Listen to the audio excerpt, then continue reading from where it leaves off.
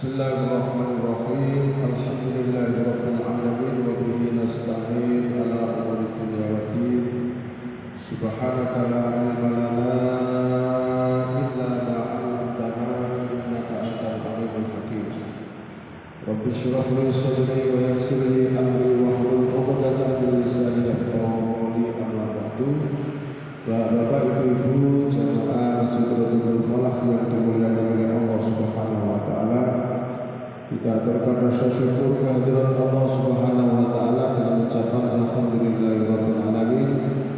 Alhamdulillahirabbil alamin walhamdulillahirabbil alamin. Atas segala nikmat, rahmat, hidayah, taufik kepada kita semua, sehingga kita sampai saat ini dalam kondisi iman, takwa, istiqomah melakukan kebaikan dan amal soleh. Mudah-mudahan semua amal ibadah kita diterima oleh Allah Subhanahu wa taala.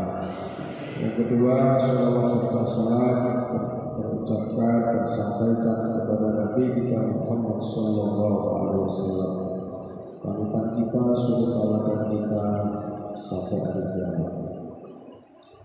Hadirin jamaah rahimakumullah, sebagai mukadimah kita memasuki tahun 2023. Kita meninggalkan tahun 2022. Rasulullah berpesan kepada kita, khairun nasi man tala umruhu wa hasuna amaluhu. Sebaik-baik manusia adalah orang yang diberi panjang umur wa hasuna amaluhu, dan amal perbaikannya semakin baik, amal perbuatannya semakin baik. Khairun nasi, sebaik-baik manusia, man tala umruhu, orang yang diberi panjang umur, wa hasuna amaluhu, dan amal perbuatannya semakin baik, semakin baik. Tapi sebaliknya, wa syarrun nasi, dan sejelek-jelek manusia adalah man tala umruhu wa su'a amaluhu, orang yang diberi panjang umur tapi semakin jelek amal perbuatannya. Na'udzubillah min. Yang kedua, mangkana yaumu khairan min amsi fa huwa rabbukum. Barang siapa yang hari ini, tahun ini lebih baik daripada hari kemarin, tahun kemarin, fa huwa rabbukum, maka itulah orang yang beruntung. Ya, jadi tahun 2023 ini lebih meningkat kebaikannya, sholat jamaahnya, sholat relatifnya, pembiayaan-pembiayaannya, ya mulainya, baca Qurannya semakin kuat, semakin tekun. Nah, dialah orang yang beruntung. Terus, wa man kana mithla amsihi fa huwa khasir. Barang siapa yang hari ini, tahun ini sama saja dengan hari kemarin, tahun kemarin, bahwa khasir, orang itu orang yang rugi. Sama ini dikatakan orang yang rugi. Kok bisa rugi? Ya, iya, karena umurnya bertambah, tapi amal ibadahnya tidak bertambah. Oh, bahaya. Tapi wa man kana yaumuhu, ya, wa man kana yaumuhu sarra min amsi. Barang siapa yang hari ini, tahun ini lebih jelek daripada tahun kemarin. Sampai tahun 2022, tahun 2023 tambah menurun kabeh. Sama air menurun, sholat yang menurun, baca Quran yang menurun, semangat ibadah yang menurun. Fahuwa mal'un. Kata Allah lewat Rasulnya, orang ini orang yang pantas dilaknat oleh Allah. Na'udzubillah min dzalik. Ini saya menyampaikan pesan Rasul, bukan buatan saya. Jadi mudah-mudahan di tahun 2023 ini kita diberikan kekuatan oleh Allah untuk lebih istiqomah lagi dalam kebaikan kita. Amin Allahumma amin. Jadi semakin meningkat, semakin meningkat, semakin meningkat. Karena semakin tambah umur, pada hakikatnya semakin kita dekat dengan ajal kita. Betul ya? Semakin tambah tambah tahun berarti semakin tambah usia, gitu. Semakin tambah usia berarti semakin dekat dengan ajal kita. Mestinya kita semakin baik dan semakin baik. Nah, mudah-mudahan kita berusaha karena yang namanya iman kata Rasul ya situ yang khusus, kadang nanjak, kadang turun, kadang datar, itu iman seseorang. Ya. Jadi mudah-mudahan meningkat. Kalau ya satu turun ya bodoh ya sebenarnya rugi ya. Jangan sampai lebih menurun. Itu ya. Bismillahirrahmanirrahim. Kajian kita pada malam hari ini surat Al-Maidah ayat 91. Kemarin ayat ini terakhir. Innama yuridu syaitanu, innama sesungguhnya hanyalah yuridu menghendaki, menginginkan asyaitanu syaitan ayyukia dengan minum khamr tadi, ayyukia untuk membangkitkan, menimbulkan bainakum di antara kamu sekalian al-adawata permusuhan wal baghdha dan saling membenci fil khamri dalam minum khamr, minuman keras itu, wal maisir dan judi, wa yasuddakum dan menghalangi kalian an dzikrillahi dari mengingat Allah, wa anis sholati dan menghalangi dari melakukan sholat. Fahal antum muntahun, kalau pengaruh khamr itu mengakibatkan kamu lupa mengingat Allah, mengakibatkan kamu lupa sholat, fahal antum muntahun, maukah kamu berhenti? Atau apakah kamu masih tidak mau berhenti dari minum khamr? Di ayat ini lanjutan ayat yang kemarin ini. Wahai orang-orang yang beriman, sesungguhnya minum-minuman keras, bermain judi, mengundi nasib, apa itu memuji berhala-berhala, wal azlam dan mengundi nasib, rijsun min amali syaitan, adalah perbuatan keji dari perbuatan syaitan.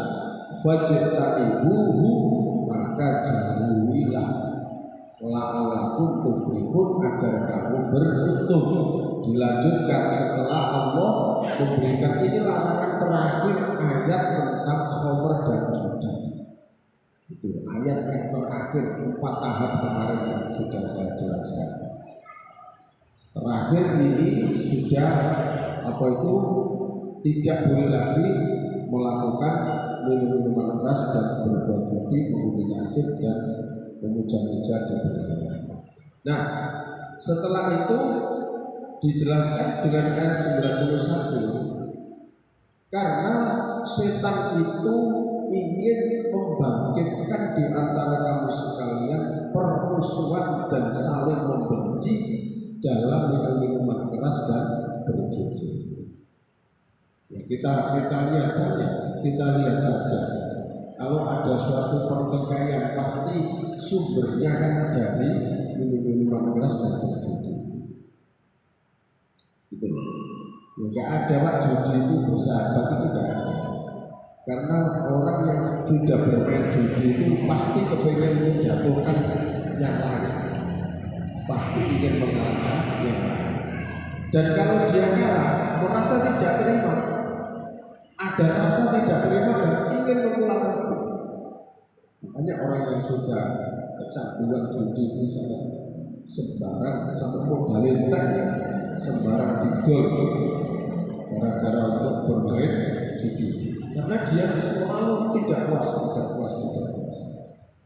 Kalau tetap menang, lo kepengen meraih kemenangan berikutnya. Terus itu. Jadi bukan berarti kalau sudah menang terus enggak itu. Dan disitulah setan itu dalam membangkitkan apa itu permusuhan dan kebencian itu lewat minum khamr dan judi. Jadi semakin apa itu didorong, apa itu untuk ikut lagi. Itulah pengaruh dari khamr dan judi. Dan jelas kalau dua hal ini dilakukan, wa yasuddakum an dzikrillah, ini menghalangi kalian dari mengingat Allah. Ya tidak ada Pak orang yang sedang minum keras terus bermain judi terus keluar adzan. Selesai larang serat orang adzan sholat sih. Ya Allah cerita ini. Gak ada. Yang ada sampai itu ada subuh kemarin. Iya. Saya itu kadang-kadang ngisi kuliah subuh ya. Papakan dengan orang-orang yang begitu. Sehingga jelas sekali. Apa itu dengan teman-teman seperti itu. Di rumah ada subuh itu ada rumah gitu. Andilillah wa anis sholat, dan pasti mengalami sholat. Gak ada orang yang biasa minum khamr terus biasa judi sholat itu semangat itu gak ada. Gak ada. Ya jelas malas. Di sini sudah menghalangi. Dua perbuatan ini akan menghalangi dari mengingat Allah, zikir kepada Allah dan kalau akibatnya khamr itu adalah membangkitkan permusuhan dan saling membenci, lupa akan mengingat Allah, lupa akan sholat. Fahal antum tahu, masihkah kamu akan tetap melakukannya? Di sini. Nah, jadi mudah-mudahan kita dan keluarga kita terhindar dari minuman keras dan berjudi seperti ini. Wa atiiullah, dan taatlah kalian kepada Allah, wa atiiur rasul, dan taatlah kalian kepada Rasul, wahdahu, dan waspadalah. Fa in tawallaitum, maka jika kalian berpaling dari peringatan Allah dan peringatan Rasul, atau berpaling dari ketaatan kepada Allah dan ketaatan kepada Rasul, fa'lamu, maka ketahuilah annama ala rasulina balagul mubin, maka ketahuilah bahwa sesungguhnya Rasul kami, yaitu Nabi Muhammad, itu hanya wajib menyampaikan ayat-ayat yang nyata. Jadi urusan kamu mau mengikuti atau mau berpaling itu sudah tidak urusan Rasul. Jadi tugasnya Rasul itu al-balaghul mubin, menyampaikan ayat-ayat Allah dengan jelas. Balaghul, menyampaikan. Orang yang menyampaikan namanya mubaligh. Begitu ya. Orang yang menyampaikan pesan-pesan Allah. Jadi tugasnya Nabi Muhammad ya termasuk tugas para ulama, para kiai yang menyampaikan ayat Allah, menyampaikan hadis Rasul. Nah, urusan diterima itu bukan urusan kita. Jadi bukan urusan kita. Itu adalah urusannya Allah. Jadi ya sama dengan seorang guru. Seorang guru itu kewajibannya adalah menyampaikan pelajaran itu kepada murid. Adapun murid itu menjadi murid pintar, cepat paham, menerima atau tidak, itu bukan urusan guru. Karena guru itu tidak bisa menjadikan murid itu pintar. Nek guru itu mampu membuat muridnya pintar. Ya, muridku tak kayak pintar kabeh. Nek aku iso. Kan ngono ya. Nek panjenengan manusia iku kuwasa, iso gawe wong pinter. Maka murid saya satu kelas tak tahu kepada. Nyatanya enggak, kan begitu. Nyatanya enggak. Nek umpama manusia iku kuwasa gawe wong supaya tunduk taat akhlak apik, ya murid itu tak gawe taat kabeh. Kalau seperti kan begitu. Tapi kan tidak punya kemampuan ke situ manusia. Hanya menyampaikan, hanya berikan nasihat, hanya berikan pembelajaran. Adapun urusan itu adalah urusannya Allah Subhanahu wa Ta'ala. Nah, nyatanya Nabi Muhammad sendiri juga tidak mampu membuat pamannya itu beriman. Gitu. 3 paman Nabi Muhammad itu tidak menjadi orang yang beriman. 1 paman yang paling dicintai oleh Nabi Muhammad dan juga paling membela dakwahnya Nabi Muhammad itu Abu Thalib. Sehingga sampai meninggal ditangisi oleh Rasulullah. Kenapa Rasulullah nangisi? Karena belum sempat bersahadat. Kenapa orang yang aku cintai dan terus membela aku belum sempat bertaubat dan belum sempat mengucapkan kalimat syahadat? Sehingga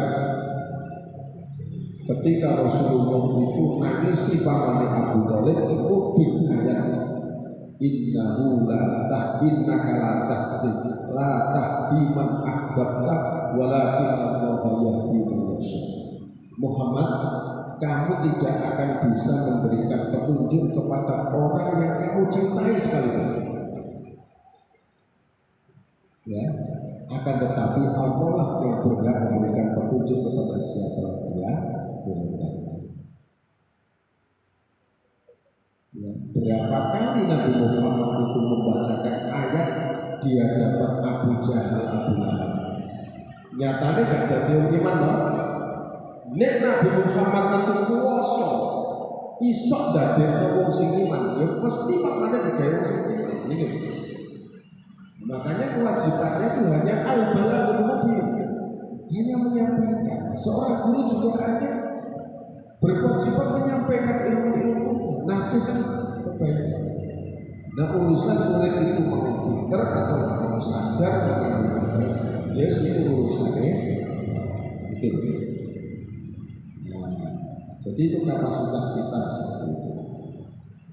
Makanya termasuk kula jenengan ini menjadi orang tua gak iso gawe anak itu pinter, taat, tunduk, aku gak iso. Nek kabeh wong tuwa kuwasa ya kabeh anak itu sudah dadi tunduk kabeh. Nah, karena kita ini tidak mampu, terbatas, maka kita mohon pertolongan kepada Allah agar anak keturunan kita menjadi anak yang soleh dan solehah. Itu makanya Allah membekali doa Rabbi habli minas sholihin, Rabbi habli minas sholihin, Rabbi habli minas sholihin. Karena manusia tidak mampu membuat keturunan yang menjadi anak yang soleh dan solehah. Gitu. Makanya dibekali doa itu Rabbi habli minas sholihin. Jalur orang aku awakmu gak iso gawe anak keturunan soleh gak iso. Nah, ini Nabi Ibrahim gak iso. Itu kan doanya Nabi Ibrahim ya Rabbi habli minas sholihin. Ya, kalimatnya Allah yang diberikan oleh Allah kepada Nabi Ibrahim. Dan untuk kita semua, untuk minta keturunan yang soleh dan solehah. Itu. Laisa 'alal ladina amanu wa 'amilus sholihat. Laisa tidak ada 'alal ladina atas orang-orang yang amanu mereka beriman wa 'amilus sholihat dan mereka beramal soleh. Junahun dosa fima terhadap apa yang itu mereka makan dulu sebelum ada ayat larangan. Idza taku apabila mereka bertakwa setelah itu, setelah ayat ini turun, kemudian bertaubat, apa yang dimakan dulu, barang-barang haram termasuk minuman keras, termasuk judi itu dilakoni. Setelah ayat itu turun, lalu mereka menjadi orang yang beriman dan beramal soleh, ya, terus mereka ittaqau wa amanu dan beriman lagi wa amilu sholihati dan terus beriman dan beramal soleh. Summa taqau kemudian bertakwa terus wa amanu dan mereka beriman terus. Summa taqau juga dibolak-balik kemudian mereka terus bertakwa, wa ahsanu dan mereka berbuat baik, wallahu dan Allah yuhibbul muhsinin, mencintai, menyukai kepada orang-orang yang berbuat baik.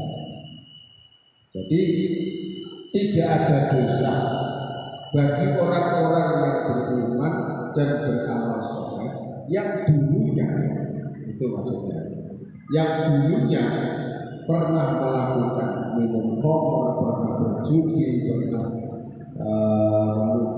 pada berhala, pernah mengundi nasib. Kemudian setelah ayat pelarangan itu turun, mereka berhenti menjadi orang beriman, beramal soleh, terus bertakwa beriman, terus bertakwa beriman, maka tidak ada dosa. Dosanya sudah diampuni yang dulu. Itu ya, dosanya dulu sudah diampuni. Jadi terus sampai kalimat takwa ini diulang berapa kali? Idza mattaqaw wa amalu wa amalu sholat, terus summa taqaw wa amalu, summa taqaw wa ahsanu. Terus bertakwa, beriman, beramal sholat, beriman, bertakwa, beramal sholat, beriman, beramal sholat, bertakwa, terus dia lakukan. Nah, maka yang dulu sudah diampuni oleh Allah. Nah, dari sini ada yang ditanyakan, karena ini sudah beda ini beda pembahasan ya. Barangkali ada yang kok sedih, kok pakai mic yang kabel, itu pasti ada yang benar.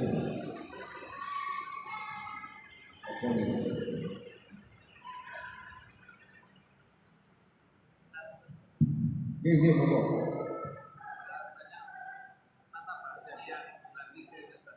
Misalnya kan perangkat iman itu bertakwa, tapi di sini menggunakan kata-kata bertakwa iman, bertakwa terus bisa.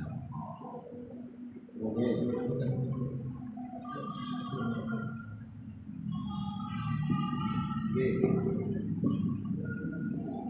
Karena sudah diawali dengan ini, amal ini sudah ada di sini. Laisa alal ladina amanu, begitu ya. Wa amilus sholihat, beriman, setelah itu beramal soleh. Nah, kemudian tidak ada dosa fimato itu terhadap apa yang mereka makan dulu yang sebelum ada larangan, gitu ya. Maka karena dia sudah beriman, dan beramal soleh, maka tidak ada dosa kan. Terus setelah itu idza mattaqaw, terus menambah kualitas imannya dengan ketakwaan. Wa amanu wa amil sholihat, dan beriman terus dan beramal soleh lagi. Jadi sudah diawali di sini.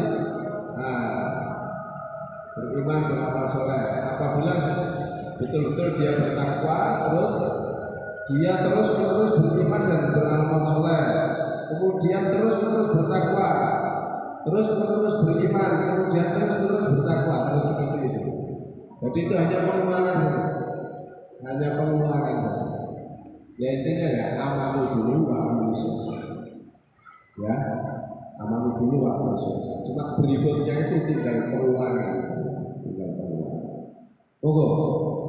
Kamu sakit ya? Oke. Assalamualaikum warahmatullahi Waalaikumsalam. Mengenai minuman kamar tadi, Mengenai apa? Minuman kamar tadi, minuman. Oke. Seandainya orang tadi mengidap penyakit yang aneh sekali, kalau nggak diobati dengan minum kamar tidak bisa sembuh. Itu hukumnya gimana sih? Terima kasih. Gitu. Jadi begini, ini termasuk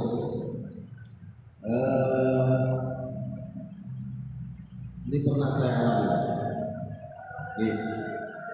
Jadi begini, jenis minuman keras atau obat yang terlarang karena memabukkan Istilah dokter itu ada obat kodein, itu jenis narkotik yang memabukkan.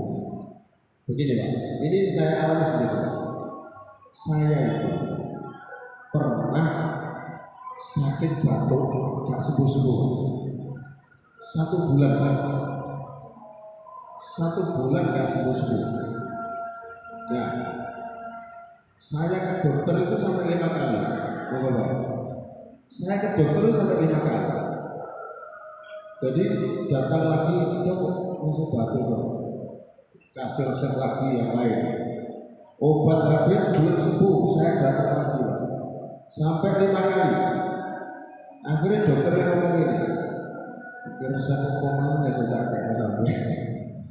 Wah, obat terus tak kayak sampean resep-resep. Terus gak waras saya. Ya nggak tahu dok, saya juga minum obat dengan rutin. Akhirnya dokter begitu. Ini tinggal terakhir. Ini terpaksa. Ini terpaksa karena obat-obat yang lain sudah saya berikan semua. Ternyata saya diberi obat kodein jenis narkotik Pak. Saya dikirikan sama dokter. Ini nanti kalau jenengan beli obat ini, maka siapkan KTP dan nomor telepon. Sebab nanti pasti ditanyakan itu, karena ini obat terlarang. Makanya saya katakan ini terpaksa, karena waktu ini akan mati. Akhirnya saya itu dikasih resep yang ada kodenya tadi. Nah, begitu saya ke apotek, ya ditanyain mana KTP-nya Pak. Nah, kakaknya foto, terus nomor telepon yang bisa dihubungi. Jadi begitu Pak. Nah, setelah itu Pak, saya dapat obat yang jenis narkotik itu Pak. Alhamdulillah sembuh. Alhamdulillah sembuh dan saya itu sejak itu nggak pernah sakit batuk yang lama seperti itu. Saya alami sampai sekarang. Kalau batuk ya sebentar aja gitu. Kalau batuk biasa harus sembuh. Saya pernah alami. Nah, maksudnya itu kan obat yang diberikan saya itu jenis memabukkan. Tapi kan untuk obat niatnya bukan untuk teman-teman untuk obat, tapi kan juga dengan resep. Saya gak tahu gitu loh. Nah, itu tadi yang jenengan tanyakan tadi, bagaimana ada orang yang sakit, dia kalau tidak diobati dengan minuman keras gak sembuh, misalnya. Nah, kalau memang itu obat-obat yang lain sudah ditempuh misalnya, dan itu darurat karena niatnya untuk obat, tidak apa-apa, asalkan dengan ya resep yang benar kan gitu loh. Ya, asalkan dengan resep dokter ya, artinya orang yang ahli kan begitu ya. Ya, fas'alu ahla dzikri untuk la ta'lamun kan begitu ayatnya. Tanyalah kepada orang yang ahli kalau itu tidak tahu. Saya kan tidak tahu bagaimana cara pemakaiannya. Dokter kan tahu. Nah, jadi komposisinya sekian, minumnya ini kan tahu. Jadi akhirnya tidak memabukkan. Akhirnya biidznillah lantaran itu sembuh. Nah, kalau begitu nggak apa-apa. Tapi kalau tidak minum minuman keras terus nggak sembuh misalnya terus tanpa dari dokter dewa itu rusak botol di botol bapak dry ya sama yang minum minuman keras ya jadi beda konteksnya gimana tak? Jadi tidak apa-apa sebenarnya. Tidak apa-apa kalau memang itu untuk obat gitu loh. Soalnya kan itu kan obat dari resep dokter. Soalnya kan kita itu minuman keras kan terlarang misalnya.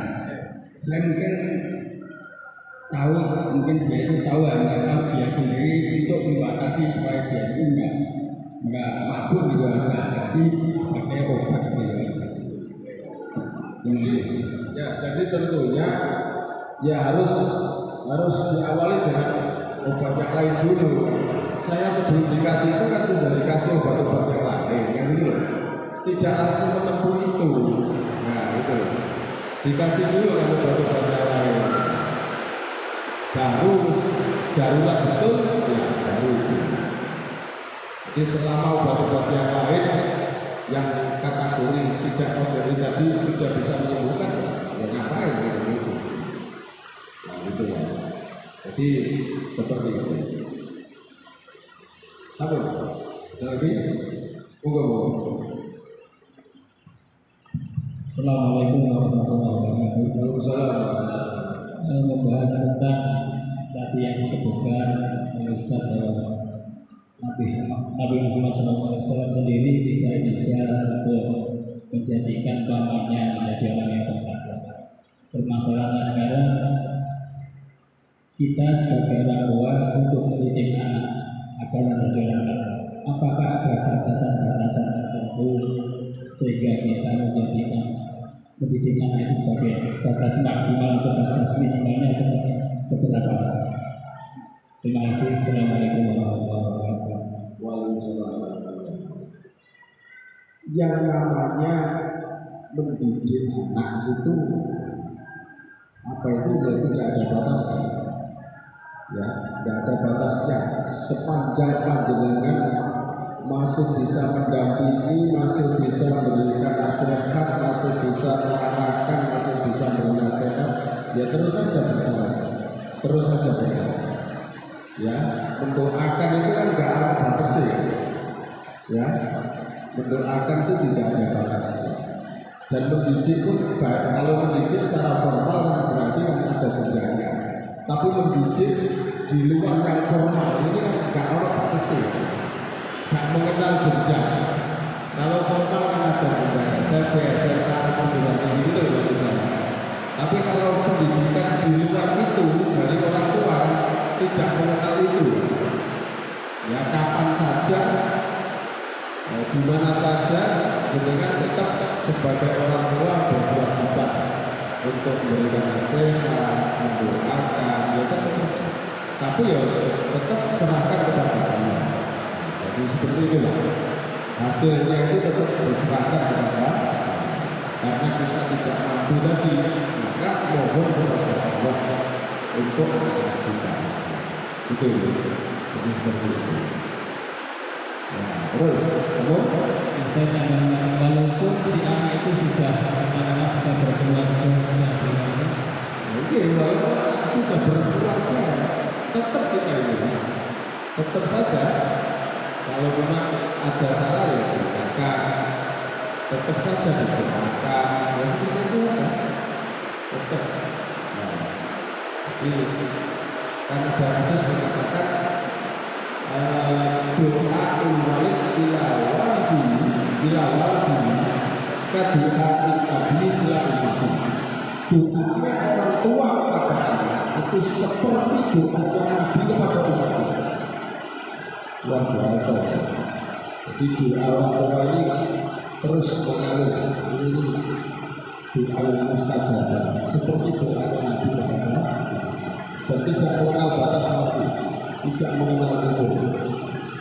Itulah yang kedua kepada itu.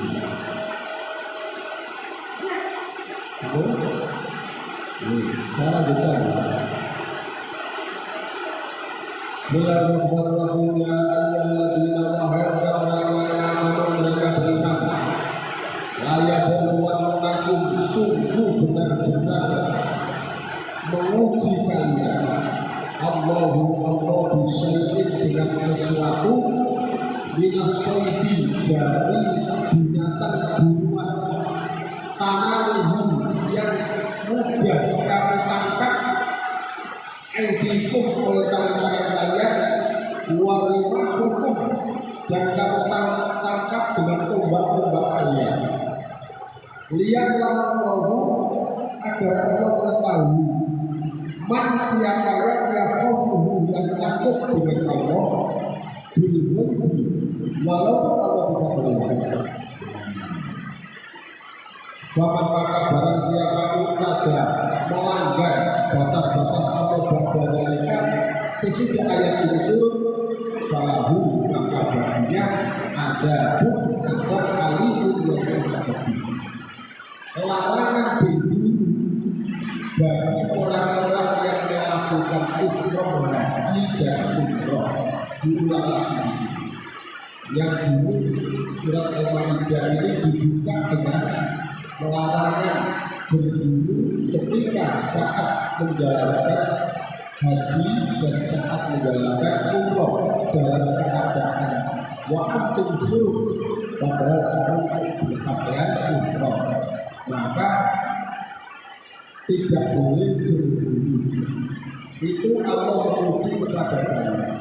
Nah, ketika orang-orang berangkat mau melakukan haji dan umroh dalam sebuah perjalanan, jenengan jangan membayangkan Mekah ke Madinah seperti sekarang. Kalau seperti sekarang ya nggak ada, gitu loh. Ini Mekah Madinah zaman Rasul, di mana belum ada hotel berdiri, di mana masjidnya juga masing-masing, di mana kanan kirinya Masjid Nabawi dan Masjidil Haram juga belum ada penduduk yang seperti itu. Sehingga orang dari Mesir, dari Irak, dari Syria dan sekitarnya itu kalau melakukan haji itu jalan kaki, rombongan 10 orang berangkat, rombongan lagi berangkat. Nah, ketika dalam perjalanan itu banyak binatang-binatang buruan yang mudah dipakai. Dan kebiasaan orang-orang zaman itu senang berburu, gitu, senang berburu. Maka ketika dia lewat itu banyak binatang-binatang buruan berseliweran di kanan kirinya, ya mereka nggak berani. Ya. Yang punya hobi berburu itu binatang ya, itu ditangkap. Maka di sini orang-orang beriman pasti Allah akan menguji kalian dengan sesuatu berupa apa? Minas soidi, dari binatang buruan. Takaluhu itu yang mudah kamu tangkap, walimat itu dan mudah kamu tombak. Lihat Allah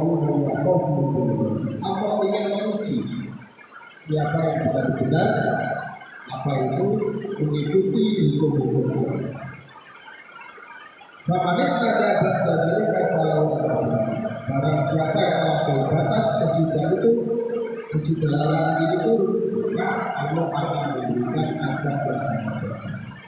Bahkan ketika mereka itu saat melakukan tawaf pun saat itu banyak binatang-binatang berulang di sekeliling itu. Ya. Jadi ada ayat ini diulang kembali. Diulang kembali. Jadi tidak boleh. Kalau sekarang ya tidak ada. Ya. Maka orang yang melakukan umroh pun juga tidak boleh memburu hewan yang ada di sekitarnya kan, memburu semua saya tidak boleh. Itu juga bahwa mereka mengamalkan hal boleh. Itu. Nah, ya ayyuhalladzina amanu. Nah ini diulang lagi, wahai orang-orang beriman, la taqtulus sayda, jangan kalian membunuh binatang buruan. Ulang lagi kan? Wa antum hurum, sedangkan kalian itu berikhtiar. Baik itu haji maupun umroh tidak boleh membunuh yang buruan. Waman dan barang siapa yang mengalahi pembunuhnya minum di antara kamu sekalian muta'amid dan dengan sengaja, fajazatu, maka balasannya dendanya mithlu ma qatala min al-'abdi, yaitu membayar seperti binatang yang dia bunuh dari hewan ternak. Yahkumu yang diputuskan bahwa adrilkum oleh dua orang hakim di antara kamu sekalian. Jadi barang siapa yang sengaja membunuh, maka dia harus membayar denda. Dendanya apa? Berarti dia harus membayar dengan hewan binatang ternak yang senilai daripada yang dia bunuh, yang senilai yang dia bunuh. Hadiah balik berarti binatang tadi harus dihadirkan di Ka'bah dan disembelih dan dagingnya dibagi-bagikan kepada fakir miskin. Jadi begitu. Jadi misalnya seekor rusa ditangkap dengan sengaja, maka dia harus membayar denda. Dia harus membeli binatang yang senilai dengan binatang rusa yang dia bunuh, yang sengaja dia bunuh tadi. Terus siapa yang menentukan bahwa adil itu? Yaitu hakim yang ada di situ yang memutuskan. Oh, karena sampai membunuh seekor rusa maka nilainya sekian. Sampai harus cari hewan ternak yang nilainya seperti seekor rusa yang sedang bunuh. Terus bawa sini, dihadirkan di dekat Ka'bah, terus disembelih, terus dagingnya dibagi-bagikan kepada fakir miskin. Itu yang sekarang daya kita punya. Pengadaan kalau ada pelanggaran yang dia lakukan, maka dia harus bayar. Al-kafaratu ta'am sakit. Atau kalau tidak begitu pilihannya kafaratnya dendanya adalah memberi makan orang miskin. Dan memberi makan orang miskin itu seperti apa? Berarti seekor rusa yang dibunuh itu nilainya berapa? Siapa yang menentukan? Dan hakim dia kan gitu. Nilainya sekian Pak? 2.500.000 misalnya. Ya, misalnya. Ya berarti 2.500.000 itu diberikan makanan pokok. Satu orang satu mut. Satu mut itu 6,5 ton. Nah, berarti nilai berapa itu misalnya dari beras yang 2.500 misalnya atau 2.500 itu diberikan beras per kilo. Terus dibagi 6,5 itu dibagikan kepada fakir miskin. Betul. Atau kalau tidak begitu, awal diberikan atau yang sama dengan itu siapa? Dia tidak punya, maka dia harus puasa. Nah, puasa ini berapa hari? Ya sejumlah. Kalau diletakkan makanan itu misalnya 10 orang miskin yang tercover dengan harga binatang yang dibunuh itu, kok mampu memberikan makan 10 orang miskin, satu orang miskin satu mut misalnya. Berarti dia harus puasa 10 hari. Itu senilai liyaduqa wabala supaya dia bisa merasakan apa itu akibat buruk dari perbuatan yang dia lakukan. Allah telah memaafkan amma salah terhadap orang-orang yang dulu melakukan itu sebelumnya gitu. Karena ada sahabat yang mengatakan bagaimana ini ya Rasul, dulu ada teman saya yang melakukan hal ini tapi belum melakukan kedosan ini. Maka Allah memaafkan terhadap orang-orang yang sudah lewat sebelum hal ini.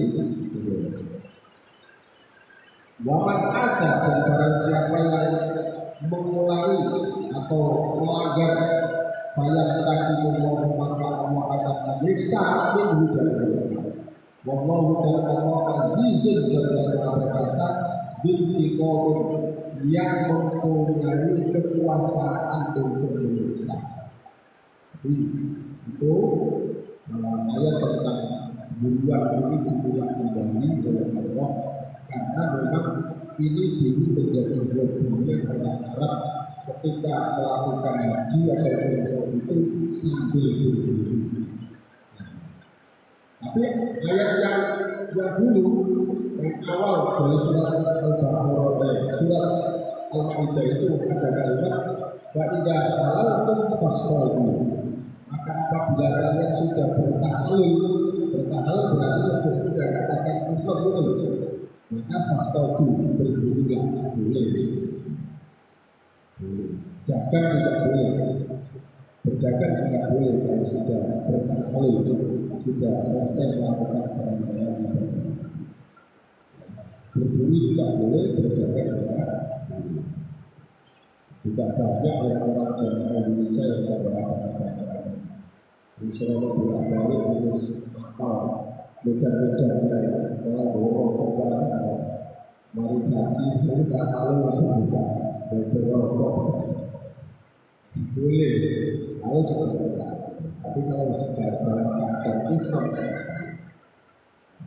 membeli apapun mencabut apapun juga tidak. Karena sejak dulu juga dilarang. Sebagaimana dulu dilarang berburu. Apa dia? Enggak? Yang kedua, tetap diberi istiqomah ya. Mudah-mudahan kajian kita bermanfaat bagi bermanfaat. Tapi juga dalam majlis subhanallah juga asyhadu an la ilaha illa anta astaghfiruka wa atubu ilaik. Assalamualaikum warahmatullahi wabarakatuh.